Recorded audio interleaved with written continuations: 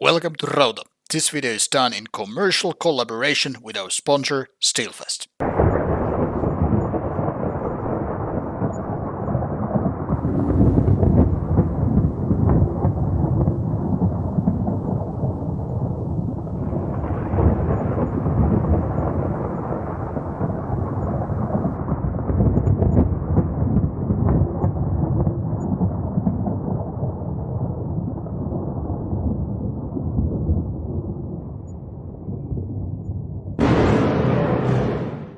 Hello, and welcome to Rauta's final preview of Steelfest 2023. And this time I'm gonna give you some final pointers why you should be at Steelfest, why you should come there, considering that you might not have your plans laid out for you for the coming May. That is, Steelfest is only like 4 weeks away, at least from when this video comes out. And I'm gonna give you some good reasons, some good tips for bands which you don't want to miss in case you're coming and in case you're wondering whether or not to come. Well, these might be the ones that actually give you some good excuse to book your flights, hotels, what have you. So, as you know, this year Steelfest is back to 3 days schedule. Last year's 4 day was maybe too much for a lot of people, and you could really see that not too many people were around compared to the previous days on Sunday. And I kind of understand it. Last year I went through 3 different 4 day festivals, and 4 days is like too much, especially when people don't sleep enough, and of course there's a little bit of alcohol always in the play. And even if you would sleep properly, even if you would not have a single drink during the whole course of action, staying on your feet for 3 full days, not to mention four, is quite taxing, and eventually you kind of start to wear down. So maybe 3 days is in fact the so-called sweet point versus just 4 days or beyond. Now, we're not going to talk about how to get to Steelfest or how to get your hotels booked or where to accommodate. Those are the topics I previously went on, so no need to check it out. If you need that information, however, you can check out my previous Steelfest info packages and what to consider when coming to the festival. So check out them in case you need. This time I'm going to give you the pointers, maybe the most important ones. Now, obviously, everything always comes down to the single uh, taste. What I would like to see is maybe not that what you would like to see. For example, and this is by no means slandering comment, I've seen Horna many, many times. For me, it's not one of those must-see bands. For you, especially if you're not living in Finland, that might be exactly what you're looking for here. But instead of going through those lists, I'm gonna go through this list which I got from the commander of Steelfest because he made some good pointers, and I was like, there's not much for me to add really because he knows some background information which is not out there for you to read. It's more like these could be the reasons what why you might feel especially important to consider these particular bands.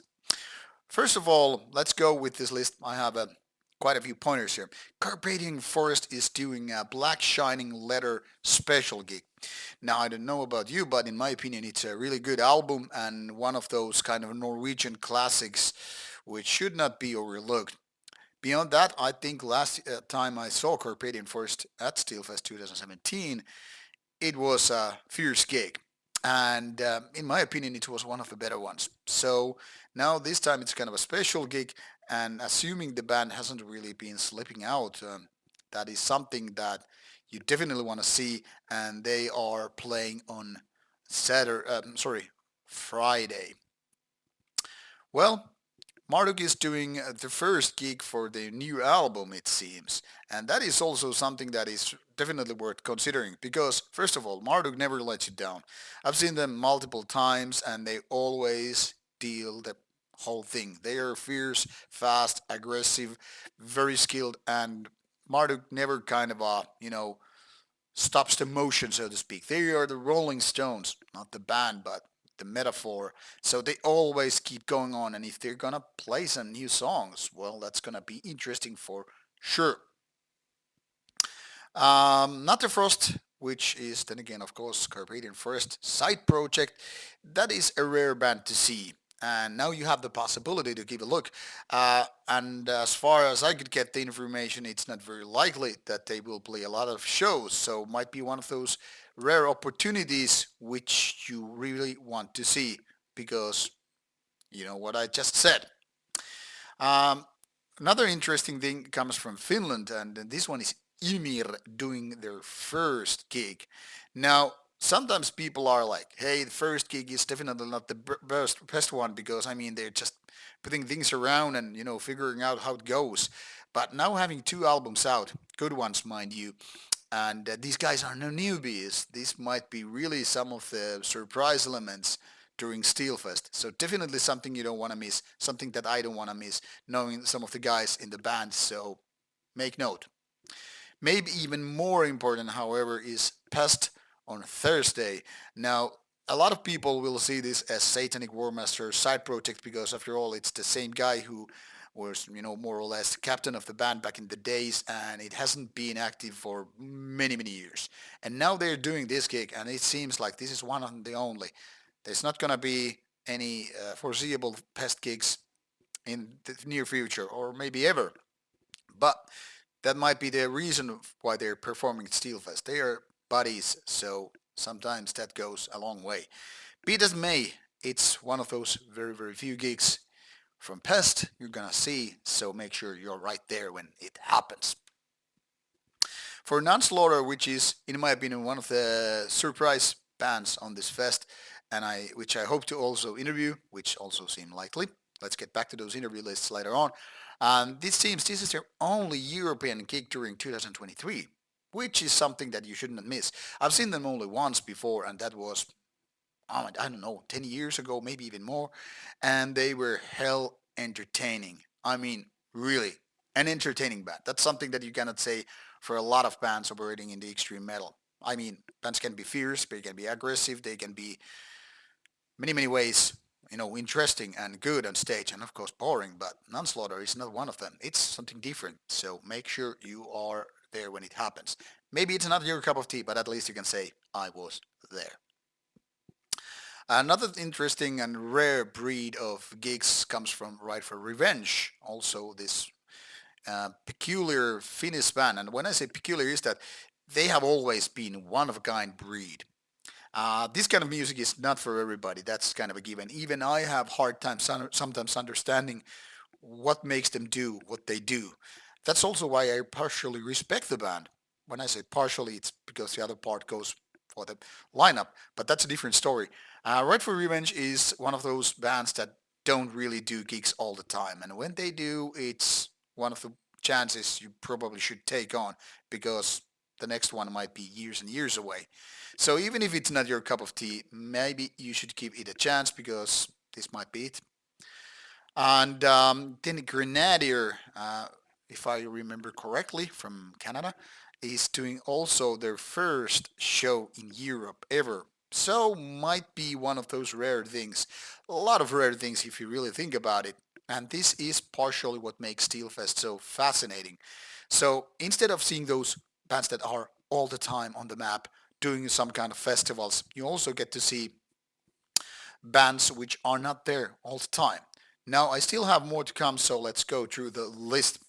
Um, Behexen is not maybe that rare, but let's be honest about it. They haven't really been doing that many gigs um, lately, and they are also always fierce on stage. Seeing them a couple of times, I don't know, maybe two, three, four. No, who's counting? And it's been actually quite a while. And knowing the band doing good, solid, traditional black metal, that is something that you definitely want to see. That is if you are into 1990s kind of black metal to begin with. What is also interesting that Destroyer 666, always a great live band, seen them a few times. They are touring around their latest album. That also divided people's opinions. I think it's a really good one, but then again, I'm a fanboy, so there's that. But yeah, looking forward to see them this year because it's going to be different than last year, for example. And of course, Dirthem Scar just put out a new album, and some say it's one of their best, really. Still haven't had time to listen to it. That will be in my near future thing. There's a project coming on about it, but definitely this will be interesting because they changed style along the way early on, and now they're gonna do this gig around their new album and all. So it's gonna be interesting to see how things go. And of course, my one of my personal favorites will be Gehenna. Never seen them live, and I also hope to get them interview done. And for a lot of people are of course interested in Nocturnal Mortem from Ukraine. Supporting Ukraine is very important at this stage also, but also Nocturnal Mortem isn't one of those frequent visitors, but one of the rare breeds, really. So a lot of those bands which you might have hard time grasping live. If you really take a look at this whole lineup, they are interesting bands. Also, what I want to mention is my personal interests are revolving around Nordivel, partially because their latest album is really good, but also I did the interview with them in the Inferno, so it's gonna be interesting. Also, Urgehal played Fierce Kick last August in Norway. I'm gonna see them again, really happily. True Black Dawn, I think they're killing it. Haven't seen them for years. And also there are bands like Pinces Nocturnes, which in my opinion were one of a hell weird kind of music. But that's exactly why I want to see their circus thing, what's going on. Now, talking about those interviews, I am quite a good place at this very moment, but sometimes last minute changes may occur, so who knows what is happening in the end. As it seems, Vedbu and Zende have already agreed to do an interview with me. Also, Gehenna confirmed it lately. Carpathian Forest drummer said, like, we're gonna do it. We're gonna go back to that 2017 interview, which I did. I mean, that time it was quite short comparing to the later Rauta interviews, and now I think it's time to dig deeper. And there's a good chance because Vedbu and Zende and Dödheimskard share some of the members that might also happen. So there are at least some 5 or so interviews which are very likely to happen and which I would personally be very happy. Then there are still some unconfirmed things which I guess I don't dare to release, mention, announce because when things go south, then people keep me asking for years, like, hey, when it's that interview going to happen and blah blah blah. We'll see about the latter ones, but by no means the pointers which I'm giving you here is not limited. Just check out the whole lineup and you will see there are plenty of interesting bands from various little places and plenty of stuff to see. And of course, if you see me at the fest, come say hello and greet and whatever. That is, if you're kind of a social type. If you're anti-social type, keep drinking, keep walking, keep whatever. This is Rauta Steelfest 2023. So 3 days of festival madness, friends, bands, beer, and good times. This is it. See you at Steelfest. See you in Hyvinkää. Take care. Should you have any questions, drop them in the comment box below. Bye bye.